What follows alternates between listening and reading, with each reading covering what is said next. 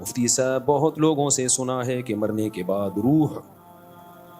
40 دن تک گھر آتی ہے اور زیادہ رونے سے میت کو عذاب دیا جاتا ہے، بار بار قبر پر جانے سے میت اپنی طرف بلاتی ہے، ان باتوں میں سے کون سی درست ہے؟ ایک بات درست ہے، باقی ساری غلط ہیں۔ حدیث میں آتا ہے ان المیت لیعذب ببکاء اہلہ علیہ، عربی الفاظ ہیں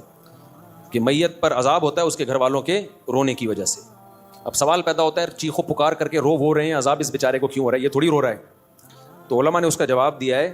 کہ اس پر لازم تھا، اس کو پتا تھا کہ جب میرے خاندان میں یہ رواج ہے کہ میں مروں گا تو گریبان پھاڑ پھاڑ کے چیخ چیخ کے پورا محلہ سر پہ اٹھایا جائے گا، تو اس نے اس برائی سے ان کو زندگی میں روکا کیوں نہیں؟ تو گھر کا سربراہ اس برائی کا ذمہ دار ہوتا ہے نا جو گھر میں ہو رہی ہے، اس کو چاہیے تھا وصیت کرتا کہ ہمارے یہ، کیونکہ جن خاندانوں میں رواج ہوتا ہے وہی ایسا کرتے ہیں، جن کے یہاں رواج نہیں ہے وہ ایسا نہیں کرتے۔ جب اس کو پتا تھا کہ میرے مرنے کے بعد ہا ہو چیخو پکار رونے کے مقابلے ہوتے ہیں باقاعدہ، جو نہیں رو رہا وہ سمجھتے ہیں اس کو تو محبت ہی نہیں تھی، لہذا جس کو محبت نہیں بھی ہونا وہ بھی دکھانے کے لیے رو رہا ہوتا ہے بہت چیخ چیخ کے۔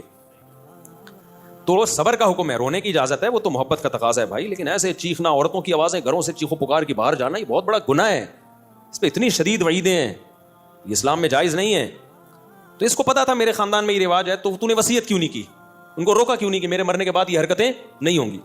تو ایسی صورت میں اس کو بھی عذاب ہوگا جب کوئی روئے گا، کیونکہ اس گناہ کا ذمہ دار یہ بھی ہے۔ ان المیت لیعذب ببکاء اہلہ، تو اس کا مطلب یہ ہے کہ جس کو پتا تھا میرے مرنے کے بعد یہ سب کچھ ہوگا لیکن پھر بھی اس نے منع نہیں کیا خاندان والوں کو، تو اس کو پھر تکلیف ہوتی ہے، جتنا چیخو پکار ہوتی ہے اس کو فرشتے مارتے ہیں، بولتے ہیں تیرا کیا کرا ہے، تیری تربیت ہے۔ لیکن اگر وہ وصیت کر چکا تھا اور ان کو سمجھا کے جا چکا تھا تو پھر قرآن میں صاف پتہ چلتا ہے لا تزر وازرۃ وزر اخری، کوئی دوسرے کے گناہوں کا بوجھ نہیں اٹھائے گا، پھر ان کے رونے چیخنے سے اس کو کوئی گناہ نہیں ملتا۔